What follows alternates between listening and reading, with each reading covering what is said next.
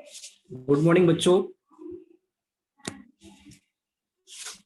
एक बार फिर से आपका ऑनलाइन क्लास में स्वागत है। आप सभी को आवाज आ रही है मेरी? हाँ सर। आवाज आ रही है मेरी? हाँ सर। ओके, ठीक है बच्चों। ठीक है, आप सभी का मैं स्वागत करता हूं। मैं राय राजेश कुमार, चकाला मनपा माध्यमिक हिंदी शाला। बच्चों, हम लोग इसके पहले मैथ्स 1 में संभावना यह टॉपिक पढ़ रहे थे, प्रोबेबिलिटी। और उसमें हम लोग ने अभी तक देखा था कि नमूना अवकाश क्या होता है, नमूना घटक क्या होता है, ये सब चीजों को हमने समझा था। तो एक बार वापस से थोड़ा सा हम रिवाइज कर लेते हैं कि नमूना अवकाश क्या होता है। तो यादृच्छिक प्रयोग में सभी संभाव्य फलों के समूह को नमूना अवकाश कहते हैं। नमूना अवकाश को हम लेटर एस या ओमेगा इस चिन्ह के समूह के रूप में दर्शाया जाता है। नमूना अवकाश का अर्थ होता है बच्चों कि जैसे इस पे लिखा है कि यादृच्छिक प्रयोग में सभी संभाव्य फलों को, अर्थात किसी चीज के होने की संभावना क्या है। जैसे हम लोग एक सिक्का उछालेंगे तो क्या होगा उसका नमूना अवकाश, या तो हेड आएगा या तो टेल आएगा, दूसरी और कोई पॉसिबिलिटीज नहीं है। तो यह उसका नमूना अवकाश हो गया। अब नमूना घटक क्या होता है कि नमूना अवकाश के प्रत्येक घटक को हम लोग कहते हैं नमूना घटक। जो नमूना अवकाश हमको मिलता है या प्राप्त होता है, उसके प्रत्येक घटक को, बोलो बोलो,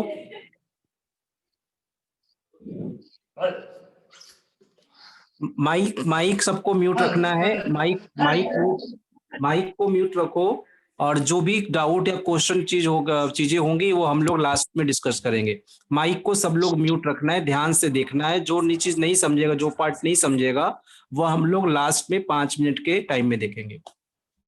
तो मैं बता रहा था कि हमारा नमूना अवकाश और नमूना घटक। तो नमूना घटक हम किसे कहते हैं कि नमूना अवकाश के प्रत्येक घटक को हम कहते हैं नमूना घटक। जैसे S बराबर A, B, C, D। तो ये जो ABCD लिखा हुआ है, यह हमारा है नमूना घटक। और S बराबर जो पूरा ABCD लिखा है वह हमारा नमूना अवकाश है। तो नमूना अवकाश के प्रत्येक घटक को हम कहते हैं नमूना घटक। और नमूना अवकाश S में कुल घटकों की संख्या को हम लोग नंबर ऑफ S द्वारा दर्शाते हैं। अब देखिए यहाँ पे नंबर ऑफ S लिखा है 4, क्योंकि यहाँ पे कितने अल्फाबेट है, 1, 2, 3 और 4, इसलिए नंबर ऑफ S बराबर 4। तो यह चीज हम लोग ने देख चुका था कि नमूना अवकाश क्या होता है, नमूना घटक क्या होते हैं। यहाँ पे हमने देखा कि नंबर ऑफ एस मतलब कुल घटकों की संख्या को हम लोग नंबर ऑफ एस से दर्शाते हैं। अब यहाँ पे बच्चों इस टॉपिक में हम लोग देखेंगे कि घटना क्या होता है। आपको आगे जो सवाल दिया रहेगा उस सवाल में घटना क्रम आएगा या घटना इस शब्द का दिया रहेगा।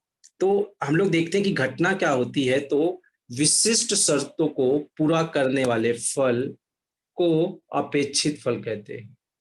अर्थात कि अगर नमूना अवकाश दिया होगा, जैसे हमने किसी चीज का नमूना अवकाश लिखा कि 3 सिक्के उछाले गए। अब आपको पता है कि 3 सिक्के का नमूना अवकाश क्या होता है, तो हम लोग लिखते हैं 3 बार H H H H H T H T H, इस तरह से लिखते जाते हैं तो वह 8 प्राप्त होता है। लेकिन उसमें उस नमूना अवकाश में हमको घटना पूछेगा कि बीच वाले सिक्के पे एच की संख्या कितनी होगी, या कम से कम एक ही पट प्राप्त होने वाली। तो इस शर्त को जो पूरा करेगा, उस नमूना अवकाश में से जो इस शर्त को कंप्लीट करेगा, उसे हम लोग कहते हैं घटना। कहने का अर्थ है कि अगर नमूना अवकाश दिया गया हो तो अपेक्षित फल को, जो उस कंडीशन को पूरा करता है, उसके समुच्चय को हम लोग कहते हैं घटना। घटना को हम लोग अंग्रेजी के बड़े अक्षरों द्वारा A, B, C, D द्वारा दर्शाया जाता है। जब भी आपको घटना दिया रहेगा तो लिखा रहेगा घटना ए, घटना बी, घटना सी, घटना डी। तो उसको हमेशा हम लोग अंग्रेजी अक्षर के बड़े अक्षरों द्वारा ए बी सी डी इसके द्वारा हम लोग दर्शाते हैं। अब उदाहरण के लिए देखो, जैसे दो सिक्के एक साथ उछाले गए, माना कि घटना ए कम से कम एक पट मिलने की है। अब यहाँ पे देखो पूछा है कि दो सिक्के एक साथ उछाले गए। अब दो सिक्के जब उछाले गए तो सबसे पहले हम लोग क्या लिखते हैं, नमूना अवकाश। अब दो सिक्कों का नमूना अवकाश क्या होगा, समझो मैं यहाँ पे लिख रहा हूं एस बराबर, तो दो सिक्के हैं तो नमूना अवकाश क्या होगा, हेड हेड होगा, हेड टेल होगा, टेल हेड होगा, और क्या होगा, टेल टेल होगा। यह तो हमारा हो गया नमूना अवकाश। अब इस नमूना अवकाश में जो घटना दिया है, जो कंडीशन दिया है, वह बोलता है कम से कम एक पट मिले।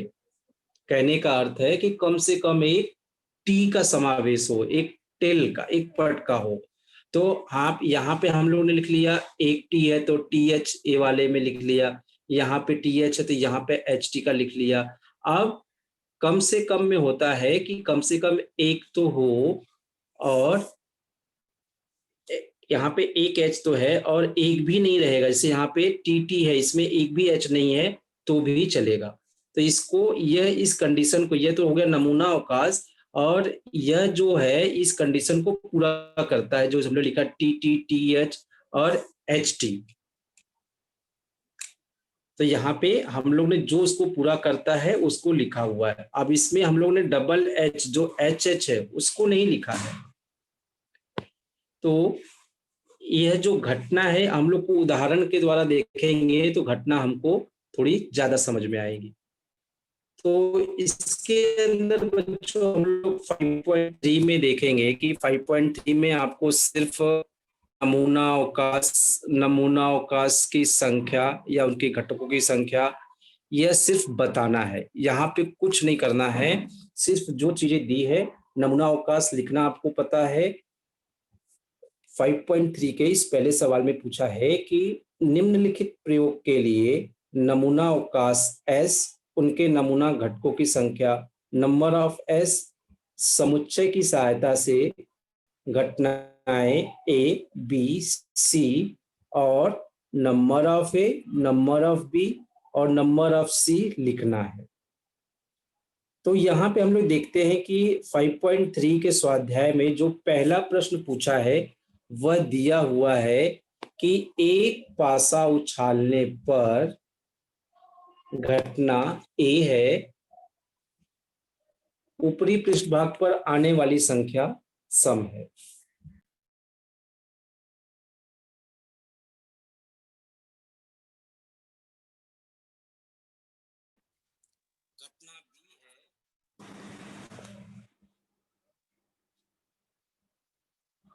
घटना बी दिया हुआ है,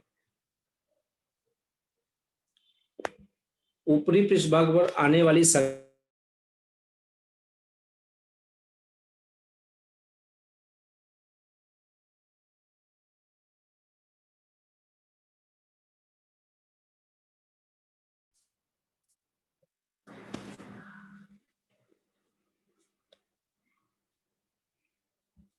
घटना सी हमारा दिया हुआ है कि ऊपरी पृष्ठभाग पर आने वाली संख्या अभाज्य है। तो ये ए बी सी ये तीन घटनाएं दी हुई है, जिसमें कि दिया है पहली घटना है सम संख्या, दूसरी है विषम संख्या और तीसरा दिया हुआ है अभाज्य संख्या। तो सबसे पहले जो हम लोग यह देख लेते हैं कि थोड़ा सा संख्या ज्ञान ले लेते हैं जो हम लोग को पता है, फिर भी हम लोग एक बार देख लेते हैं कि सम संख्या क्या होती है, विषम संख्या क्या होती है, अभाज्य संख्या क्या होती है और पूर्ण वर्ग संख्या क्या होती है। क्योंकि जब तक इसका ज्ञान नहीं होगा, जानकारी नहीं होगी, हम लोग सही तरह से घटना को लिख नहीं पाएंगे। तो सम संख्या वह होती है जिसमें दो से पूरा पूरा भाग जाता है। तो हमारी सम संख्या क्या हो जाती है, 2 4 6 8 10 12 ऐसे चलते जाएगी। और विषम संख्या क्या होती है, जिसमें दो का पूरा पूरा भाग नहीं जाता है।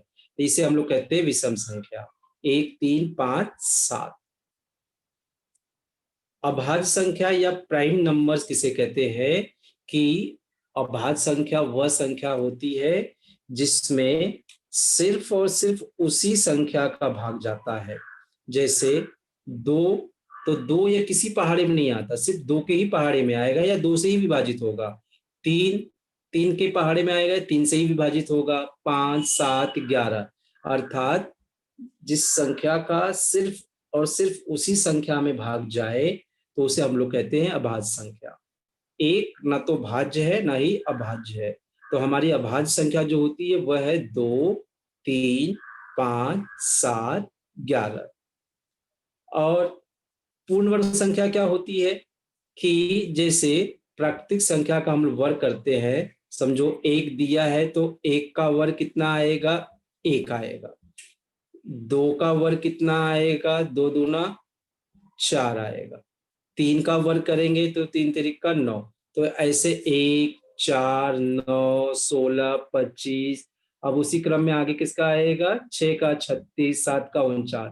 तो इसे हम लोग कहते हैं पूर्ण वर्ग संख्या। तो यह संख्या ज्ञान होना, इसका जानकारी होना बहुत ही आवश्यक है, जरूरी है। तो बच्चों बढ़ते हम लोग अपने सवाल को देखते हैं कि जो सवाल में दिया हुआ था, तो वह सवाल दिया हुआ था कि एक पासा उछाला गया है, अब उसके ऊपरी पृष्ठ भाग पर आने वाली संख्या सम है। तो पासा आप लोग जानते हो कि जो पासा होता है उससे हम लोग कहते हैं जो लूडो का डायस है। तो उसमें कितने नंबर होते हैं, 1 2 3 4 5 6। ये तो हमने सीख लिया है। तो हमने यहाँ पे सबसे पहले लिख लिया नमूना अवकाश। तो S बराबर 1 2 3 4 5 6, ये हमारा नमूना अवकाश हो गया। तो नंबर ऑफ एस क्या होगा, इसके कुल घटकों की संख्या कितनी होगी। तो ये 1 से 6 नंबर है, तो इसके घटकों की कुल संख्या है 6, इसलिए हमने लिख दिया यहाँ पे नंबर ऑफ एस बराबर 6। अब जो घटना पूछा है, अब इसमें देखो पहली घटना जो पूछा है उस घटना को लिखेंगे और उस घटना के बाद उसके कुल घटकों की संख्या लिखेंगे। तो यहाँ पे बच्चों हम लोग देख रहे हैं कि दिया हुआ घटना ए ऊपरी पृष्ठ भाग पर आने वाली संख्या सम हो। तो अब 1 2 3 4 5 6 में से सम संख्या को चुन करके लिखना है। तो हमारी सम संख्या कौन कौन सी होगी, 2 4 6। तो यहाँ पे हम लोग ए बराबर घटना ए, तो ए बराबर लिखेंगे 2 4 6। अब नंबर ऑफ ए कितना होगा, जितना इसके अंदर घटक संख्या है या घटकों की संख्या है। तो कितनी संख्या है, 2 4 6 1 2 3। तो नंबर ऑफ ए बराबर 3, इसलिए हम लोग ने लिख दिया यहाँ पे नंबर ऑफ ए बराबर 3। बस इतना ही करना है। यहाँ पे आपको और कुछ नहीं पूछा है, सिर्फ घटनाक्रम और कुल घटकों की संख्या लिखना है और कुछ नहीं करना है। तो हमने देखा कि एक पासा उछाला गया, तो हम लोग ने नमूना अवकाश लिख दिया। फिर उसका जो घटनाक्रम पूछा, वह घटनाक्रम दिया हुआ था कि ऊपरी पृष्ठभाग पर आने वाली संख्या सम संख्या। तो ऊपरी पृष्ठभाग पर आने वाली जो सम संख्या है उसको हम लोग ने लिख दिया 2 4 6। 2 4 6 लिखा। तो नंबर ऑफ ए जितने घटक है 1 2 3, तो नंबर ऑफ ए बराबर 3 घटक। बढ़ते हैं आगे हम लोग, और घटना बी देखो क्या दिया है, ऊपरी पृष्ठभाग पर आने वाली संख्या विषम है। अब हम लोग ने देखा कि विषम संख्या क्या होगी, तो हम लोग ने पाया कि इसके अंदर जो विषम संख्या है वह है 1 3 5। तो उसको हम लोग ने यहाँ पे लिख दिया b बराबर 1 3 5। इसलिए नंबर ऑफ b बराबर 3, 1 2 3। मैंने बात नहीं कर पाया, ये आस्था का सर्टिफिकेट चाहिए कल के आगे देखते हैं। तो घटना सी जो पूछा हुआ है, घटना सी जो पूछा हुआ है वह दिया है कि ऊपरी पृष्ठभाग पर आने वाली संख्या अभाज्य संख्या। अब आपको पता है कि अभाज्य संख्या क्या होती है, तो हम लोग हमारा जो नमूना अवकाश है उसमें देखेंगे। तो उसमें दिया 1 2 3 4 5 6। अब उस 1 2 3 4 5 6 में से हमको अभाज्य संख्या ढूंढ के लिखनी है। तो अभाज्य संख्या क्या होगी? 2 3 5 हमने लिख दिया। इसलिए सी बराबर 2, 3, 5। इसलिए नंबर ऑफ सी बराबर कुल कितने घटक हो गए? 1 2 3। तो नंबर ऑफ सी बराबर हमने लिख दिया 3। एकदम सिंपल है, सिर्फ आपको नमूना अवकाश लिखना है। फिर नीचे घटनाक्रम दिया है। घटनाक्रम मतलब कि जैसे हम लोग कोई पहेली बुझाते हैं तो उसके कंडीशंस दिए कि ऐसे ऐसे होना चाहिए। तो इसमें तीनों घटनाओं को लिख दिया और उन घटनाओं के कुल घटकों को हम लोग कहते हैं नंबर ऑफ 20 से डिनोट करते हैं। अगला सवाल देखते हैं बच्चों इसमें हम लोग। तो यह दिया हुआ है कि 2 पासे फेंकने पर घटना ए के लिए ऊपरी पृष्ठभाग पर स्थित संख्या का योगफल 6 का गुणज है। घटना बी के लिए शर्त है ऊपरी पृष्ठभाग पर आने वाली संख्याओं का योगफल कम से कम 10 है। और घटना सी के लिए शर्त है कि दोनों ऊपरी पृष्ठभागों पर आने वाली संख्या समान है। अब इसमें हम लोग देखते हैं कि जो प्रश्न दिया हुआ है वह दिया है कि 2 पासे फेंकने पर। अब आप लोगों ने इसके पहले नमूना अवकाश लिखना सीख लिया था। सबसे पहले हम लोग जब 2 पासे फेंके गए तो उसका नमूना अवकाश लिखेंगे। और मैंने इसके पहले भी बताया था कि जब 2 पासे फेंके जाते हैं तो नमूना अवकाश उसका कैसे लिखते हैं। तो देखो यहाँ पे दिया हुआ है S बराबर 2 पासे जब फेंके जाए तो हमेशा याद रखना कि नमूना अवकाश कैसे लिखना है। पहले ऊपर से नीचे ऐसे 1 2 3 4 5 6 लिखते जाओ। 1 2 3 4 5 6। उसके बाद कॉमा दे करके हर जगह कॉमा दे करके 1 1 1 1 1 हर एक के बगल में 1 1 करते जाना है और ब्रैकेट के अंदर। उसकी उसी तरह से फिर दूसरी बार जाएंगे 1 2 3 4 5 6 लिखेंगे। फिर उसके आगे 2 2 2 इस तरह से लिखेंगे। तो इसे याद करने की जरूरत नहीं पड़ेगी, हम लोग इसे आसानी से इसका नमूना अवकाश लिख सकते हैं। तो यहाँ पे देखो मैंने यहाँ पे लिख दिया 1 2 3 4 5 6 सीरियल नंबर में लिखा हुआ है। अब उसके बगल में क्या लिख दिया है? 1 1 1 1 1 1 1 1 करके, यहाँ से 1 1 करके लिखा है। दूसरा 1 2 3 4 5 6 लिख दिया और उसके बगल में 2 2 2 2 2। फिर 1 2 3 4 5 6 बगल में 3 3 3 3। 1 2 3 4 5 6 4 4 4 4। 1 2 3 4 5 6 5 5 5 5। 1 2 3 4 5 6 6 6। तो ये बहुत ही आसानी से हम लोग इसका नमूना अवकाश लिख सकते हैं कि एक बार 1 2 3 4 5 6 लिखना है, फिर 1 1 1 1 1 लिखना है, वापस 1 2 3 4 5 6 लिखना है, फिर 2 2 2 2 2 2 लिखना है, 1 2 3 4 5 6 लिखना है, फिर 3 3 3 3 लिखना है। इस तरह से 6 तक का इसको लिखना है। तो हम लोग यहाँ पे देखते हैं कि जो हमारा नमूना अवकाश मिलता है वह होता है नंबर ऑफ S बराबर 36। बंडल ले लूंगा मैं जानते। माइक म्यूट रखो सब लोग। तो यह हमारा नमूना अवकाश मिल गया 36। अब इसमें जो पहली घटना दी है बच्चों हुई है कि ए एक ऐसी घटना है कि जिसके भाग पर स्थित संख्याओं का योगफल 6 का गुणज है। अब ऊपरी पृष्ठभाग का अर्थ होता है जैसे हम लोग लूडो खेलते हैं कि समझो हमारा ये लूडो है, हम लोग ने लूडो किया हुआ है। तो ऊपरी मतलब ऊपर जो आया एक पे एक आया, दूसरे पे एक आया, तो एक और एक कितना हो गया? 2। तो यहाँ पे क्या करना है हम लोग को? सोच रहा हूँ मैंने क्यों नहीं निकाल, पता है मैजिक से उसका योग। माइक म्यूट रखो, माइक म्यूट रखो। दिखा जरा। उसका योगफल कितना आना चाहिए? 6 का गुणज। तो हम लोग इसको पहले सर्च करेंगे कि इसमें कहाँ कहाँ 6 जोड़ने पर आ रहा है। हाँ, तो हम लोग देखते हैं कि पता है। माइक म्यूट रखना है, कोई बात नहीं करेगा।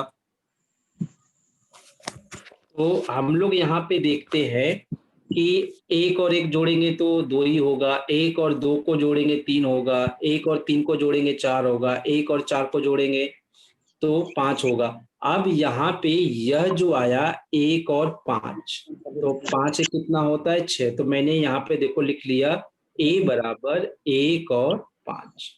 फिर 2 1 3 होगा, 2 2 4 होगा, 3 2 5 होगा, और 2 और 4 कितना होगा? यहाँ पे 6 होगा। तो मैंने यहाँ पे देखो लिख लिया 2 और 4। फिर 7 होगा, 6 2 8 होगा, तो ये तो नहीं होगा। तो हम लोग को यहाँ पे 1 5 मिला, 2 4 मिला, मैंने राउंड कर दिया है। फिर आगे देखते हैं यहाँ पे, तो इसमें हम लोग देखते हैं 3 1 4 होगा, 3 2 5, 3 3 6 होगा, तो 3 3 को कर दिया। आगे 3 4 7, 3 5 8 6 3 9, तो नहीं आएगा इस पहाड़े में। फिर 4 1 नहीं आएगा, 4 2 होता है 6। कहने का अर्थ कि 6 के पहाड़े में कौन आएगा? 6 1 कम 6, 6 दूना 12।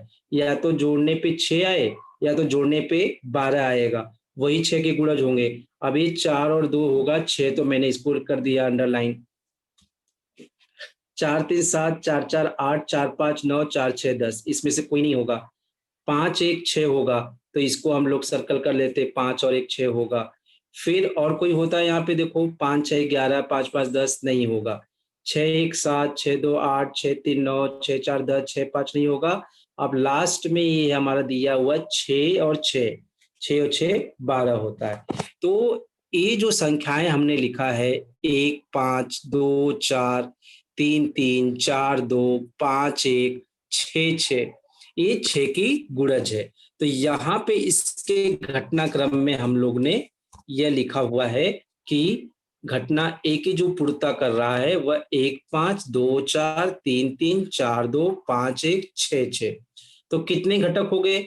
1 2 3 4 5 6। तो नंबर ऑफ ए बराबर हमने लिख दिया 6। अब इसमें जो घटना, दूसरी घटना पूछा है, जो दूसरा घटना दिया हुआ है वह घटना दिया है कि बी एक ऐसी घटना है जिसमें ऊपरी पृष्ठभागों पर आने वाली संख्याओं का योगफल कम से कम 10 है। अब दूसरा घटना क्या है कि ऊपर का जो नंबर मिलेगा हम लोग को, जो लूडो का नंबर, जैसे कि 2 लूडो एक साथ हम लोग डायस फेंक रहे हैं, तो ऊपर का जो नंबर मिलेगा उसको जोड़ने पर 10 आना चाहिए। तो हम लोग देखते हैं कि वह कौन कौन सा होगा। तो हम लोग अपने नमूना अवकाश में देखते हैं कि कहाँ कहाँ पे जोड़ने पे 10 आएगा। तो हम लोग देखते हैं कि इसमें 1 और 1 जोड़ेंगे तो 10 नहीं आएगा। यहाँ तक हम लोग चले जाएंगे लास्ट तक, तो लास्ट में दिया 1 6, 6 1 7 ही होगा, और ये दिया 6 2 8 तक ही होगा। 6 3 कितना होगा? 9 ही होगा। अब उसके नीचे आते हैं तो 4 और 6, यह कितना होता है? 10 होता है, तो उसको लिख लेंगे। फिर इस नंबर में आएंगे 5 4 तक 9 ही होगा, 5 और 5 10 होगा। यहाँ पे देखते हैं 6 और 4 10 होगा। तो हम इन संख्याओं को यहाँ पे जो जो सर्कल किया है उसको लिखते जाएंगे। तो हम लोग देखते हैं कि आने वाली संख्या का योगफल कम से कम 10, मतलब कि 10 तो रहेगा कम से कम, उससे ज्यादा होगा तो भी चलेगा। तो हमने यहाँ पे लिख लिया कि 4 6 5 5 5 6 6 4 6 5 6 6। कहने का अर्थ है कि 10 या 10 से बड़ी संख्या होनी चाहिए। तो हम लोग ने अपने नमूना अवकाश में देखा कि जो इसमें मिला है कि ये 4 6 10 होता है, 5 5 10 होता है, 5 6 11 होता है, 6 4 10 होता है, 6 5 11 होता है, 6 और 6 12 होता है, कि जो कि 10 या 10 से बड़ी है। मैडम मैं बात नहीं कर सकता रिकॉर्डिंग। तो आगे देखते हैं बच्चों, इसमें घटना सी जो दिया है, आपको जो घटना दिया रहेगा उसको नमूना अवकाश में इसी तरह से ढूंढ करके लिखना है। तो हम लोग देखते हैं कि घटना जो सी दिया है वह एक ऐसी घटना दिया है कि जिसमें दोनों पृष्ठभागों की संख्या समान हो, मतलब कि पहले डायस पे जितना आए उतना ही दूसरे डायस पे भी आएगा, वो उसको छांट करके लिखना है। तो हम लोग एक बार फिर से अपने नमूना अवकाश में देखते हैं कि ऐसी कौन सी संख्या है कि जो दोनों पर समान है, एक पर मिल रही है वही दूसरे पे मिल रही है। तो यहाँ पे हम लोग देखते हैं कि एक और एक है ना, दोनों का सेम है, एक और एक। अब एक दो है वो नहीं लेंगे, एक तीन नहीं लेंगे, दोनों पे समान मिलना चाहिए। दूसरे लाइन में आते हैं तो हम लोग देखते हैं दो और दो, दोनों पर सेम है, इस पे भी दो है और दूसरे वाले पे भी दो है, बाकी आगे में एक भी नहीं है। फिर नीचे आते तो यहाँ देखते हैं हम लोग तीन और तीन, आगे में और कोई नहीं है। फिर चौथी लाइन में आते तो देखते हैं चार और चार, पांचवी लाइन में आते हैं तो पांच और पांच, और यहाँ पे देखते हैं तो छह और छह।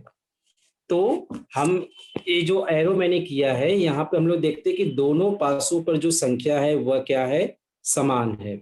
जो पहले पासे पे आया है वही दूसरे पासे पे आया हुआ है। तो एक एक, दो दो, तीन तीन, चार चार, पांच पांच, छह छह, इसको हम लोग घटना सी में लिख लेंगे। तो यहाँ पे देखो मैंने घटना सी में ये लिखा हुआ है कि घटना सी बराबर एक एक, दो दो, तीन तीन, चार चार, पांच पांच, छह छह। तो नंबर ऑफ सी क्या हो जाएगा, एक दो तीन चार पांच छह, नंबर ऑफ सी बराबर हो जाएगा छह। कुल नमूना घटकों की संख्या इसमें आ जाएगी हमारी छह आ जाएगी। तो यह तो हो गया दो पासे का। अब इस दो पासे में एक बार हम लोग फिर से देख लेंगे कि सबसे पहले हम लोग क्या करेंगे कि नमूना अवकाश लिखेंगे। नमूना अवकाश लिखना मैंने बता दिया, एकदम सिंपल तरीके से याद रखना आपको कि एक दो तीन चार पांच छह ऐसे गिनती नीचे लिखते जानी है और उसके बगल में क्या करते जाना है, एक एक एक एक लिखते जाना है। फिर वही क्रिया घटा नहीं करनी है आपको, एक दो तीन चार पांच छह, उसके बगल में दो दो दो दो, एक दो तीन चार पांच छह, तीन तीन तीन तीन, इस तरह से छह तक आपको नमूना अवकाश लिखना है। और जब हम इसको काउंट करेंगे तो इस तरह से छह और ऐसे छह, तो छह गुणे छह करेंगे तो इसका जो नमूना अवकाश मिलता है वह नमूना अवकाश मिलता है हमको कितना, 36 मिलता है। अब उसके बाद उस घटनाक्रम को देखने की घटनाक्रम क्या दिया है और उस घटनाक्रम को नमूना अवकाश में ढूंढना है हमको। तो जैसे पहली घटना दिया था कि ऊपरी पृष्ठभाग पर स्थित संख्याओं का योगफल 6 का गुणज है, तो आपको देखना है कि 6 के गुणज में क्या आएगा, 6 कम 6, 6 दूना 12। अब हमारा जो लूडो की बड़ी गोटी होती है वह सबसे बड़ी होती है 6 और 6 नंबर सबसे बड़ा होता है, 6 6 12 ही होगा। तो या तो 6 होगा या तो 12, तो जोड़ने पर जिसका 6 और 12 आएगा उसको हम लोग को यहाँ पे लिखना है। तो हम लोग यहाँ पे देखें कि 5 और 1 6 होगा, 2 और 4 6 होगा, 3 और 3 6 होगा, 4 और 2 6 होगा, 5 और 1 6 होगा और 6 6 12 होगा। तो इसको हमने यहाँ पे इस तरह से लिख लिया है और नंबर ऑफ ए बराबर दिखा दिया कि 6। इसी तरह से बाकी की जो घटना दी हुई है, घटना बी में जो दिया है या फिर घटना सी में जो दिया है उसको हमको लिखना है। बढ़ते हम लोग अगले सवाल की तरफ। तीसरा सवाल दिया है कि 3 सिक्कों को एक साथ उछालने पर। अब आपको इसका नमूना अवकाश लिखने, मैंने पिछले लेक्चर में बताया था आपको कैसे लिखना है, ट्रिक से बताया था कि किस तरह से लिखना है या किस प्रकार से याद रखना है इसको। तो 3 सिक्के उछालेंगे तो सबसे पहले उसका नमूना अवकाश लिखना पड़ेगा। फिर इसमें घटना दिया हुआ है कि घटना ए के लिए जो शर्त दी है वह दिया है कम से कम 2 चित्त प्राप्त हो, इस प्रकार की है। घटना बी के लिए दिया है कि चित्त प्राप्त न हो और घटना सी के लिए दिया है कि दूसरे सिक्के पर चित्त प्राप्त हो, इस प्रकार का है। तो ये तीनों घटना हम लोग ने देखा। अब एक एक के बारे में हम लोग चर्चा करेंगे। तो सबसे पहले हम लोग इसका नमूना अवकाश लिख लेंगे। तो यहाँ पे देखो नमूना अवकाश लिखा है एस बराबर, पहले 3 सिक्के हैं तो तीनों पे एच एच एच।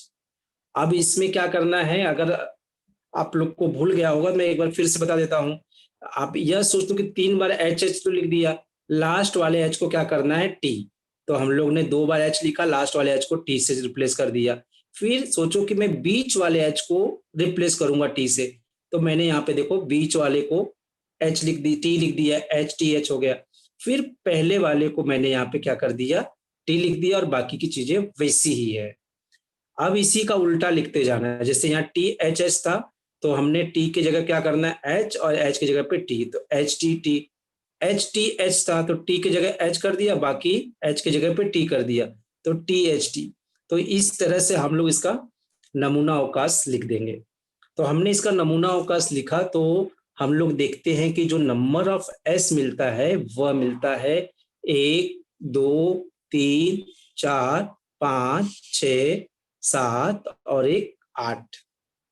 तो हमारा नंबर ऑफ एस आ गया 8। अब ए एक ऐसी घटना है कम से कम 2 चित्त हों। अब ये वर्ड आपको याद रखना है कि कम से कम और अधिक से अधिक। कम से कम का अर्थ होता है कि एक मिनिमम चीज, जैसे हम लोग मम्मी पापा से अपना पॉकेट मनी लेते हैं, तो हम लोग बोलते हैं कम से कम 10 रुपए देना। तो कम से कम मतलब 10 तो देंगे, लेकिन उससे ज्यादा देंगे तो भी हम लोग रख लेंगे। तो कम से कम इस तरह से याद रखना कि कम से कम का मतलब होता है कि जैसे 10 रुपए तो है, लेकिन अगर दान में 100 रुपए भी मिलेंगे तो भी मना नहीं है। तो उतनी रकम होनी चाहिए, उससे ज्यादा रहेगी तो भी चलेगी। यहाँ पे देखो बोला है कम से कम 2 चित्त प्राप्त हो। तो हम लोग ने इसके अंदर देखा कि 2 चित्त कहाँ कहाँ पे हैं। तो सबसे पहले तो 2 चित्त जहाँ पे जो हेड थे उसको लिख लेंगे। जैसे एच एच टी 2 बार एच था, यहाँ भी 2 बार एच है, और यहाँ भी 2 बार एच है। तो हम लोगों ने इसको लिख लिया एच एच टी एच और टी एच एच। 2 यहाँ पे 2 एच है। अब मैंने बोला कि ये कम से कम है, तो 2 एच से ज्यादा भी रहेगा तो उसको भी लिख लेंगे। तो इसलिए हमने यहाँ पे 3 एच को भी लिख लिया है। तो हमारा यहाँ पे जो प्राप्त होता है घटना ए बराबर H H H H H T T H H. तो 1 2 3 4। तो नंबर ऑफ ए बराबर हम लोग लिख देंगे 4। यहाँ पे कम से कम का आपको ध्यान रखना है कि कम से कम का अर्थ है कि कम से कम उतना तो हो, उससे ज्यादा रहेगा तो भी चलेगा। तो यहाँ कम से कम 2 एच बोला था। अब हम लोग ने यहाँ पे 2 एच तो लिख लिया, यहाँ 2 एच था, यहाँ 2 एच था, यहाँ 2 एच था, उसको तो लिख लिया। और 2 से ज्यादा, तो 2 से ज्यादा यहाँ पे 3 एच था, उसको भी हम लोगों ने यहाँ पे लिख लिया। इसलिए नंबर ऑफ ए बराबर हो गया 1 2 3 4। नंबर ऑफ ए बराबर हमने लिख दिया 4।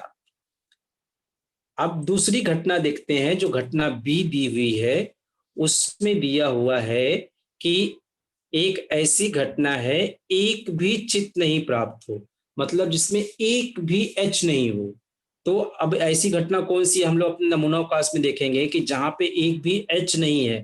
तो हम लोग देखते हैं यहाँ पे एच है, यहाँ भी एच है, यहाँ भी है, यहाँ भी है, यहाँ भी है, यहाँ भी है, यहाँ भी है। सिर्फ ये जो लास्ट का बचता है टी टी टी, उसमें एक भी एच नहीं है। तो हम लोग घटना बी में लिखेंगे कि बी बराबर टी टी टी। इसमें एक भी एच नहीं है, एक भी चित्त नहीं है, इसलिए नंबर ऑफ वी बराबर 1। आगे देखते हैं कि इसमें दिया है कि तीसरा दिया हुआ है सी एक ऐसी घटना है कि दूसरे सिक्के पर एच प्राप्त होना। मतलब दूसरा मतलब बीच वाले 3 सिक्के हैं, तो दूसरे वाले सिक्के पर एच हो। तो हम लोग देखते हैं कि दूसरे सिक्के पे एच कहाँ कहाँ प्राप्त होता है। तो हम लोग अपने नमूना अवकाश में जाएंगे, और नमूना अवकाश में जाकर हम लोग देखेंगे कि कहाँ कहाँ पे दूसरे नंबर पे एच आता है। तो यहाँ पे देखो दूसरा नंबर वाला एच है, यहाँ भी दूसरे नंबर वाला एच है, यहाँ नहीं है, यहाँ पे देखो दूसरे नंबर का एच है, और एच टी टी नहीं है, ये यहाँ पे दूसरे नंबर का एच है, और यहाँ नहीं है, यहाँ नहीं है। तो ये 4 जगह पे जो चित्त है वह दूसरे नंबर पे है। बीच में एच है, यहाँ बीच में एच है, यहाँ बीच में एच है, और यहाँ पे बीच में एच है। तो इन चारों को हम लोग अपने घटना सी में लिख देंगे। तो घटना सी बराबर, इसलिए देखो यहाँ पे हम लोग ने लिखा है, यहाँ पे घटना सी बराबर लिखा है HHH HHT THH THT। यहाँ हम लोग देखेंगे जो बीच वाला है वो H है, ये जो है वो H है, बीच का जो है दूसरा नंबर H है, दूसरा नंबर H है। इसलिए नंबर ऑफ सी बराबर 1 2 3 4। हम लोग ने नंबर ऑफ सी बराबर लिख दिया 4। तो यहाँ पे बच्चों इस टॉपिक में अभी जो दिया हुआ था, आज हम लोग सिर्फ 3 सवाल ही करेंगे। इसके आगे का जो सवाल है वो कल देखेंगे। आज हमने सिर्फ नमूना अवकाश और कुल नमूना घटकों की संख्या को लिखना सीखा। अब इसमें से अगर किसी को कोई डाउट है या कुछ चीज नहीं समझी हो तो पूछ सकते हो, अपने डाउट क्लियर कर सकते हो। कुछ डाउट है किसी को, कोई चीज, कोई सवाल जो ना समझा हो?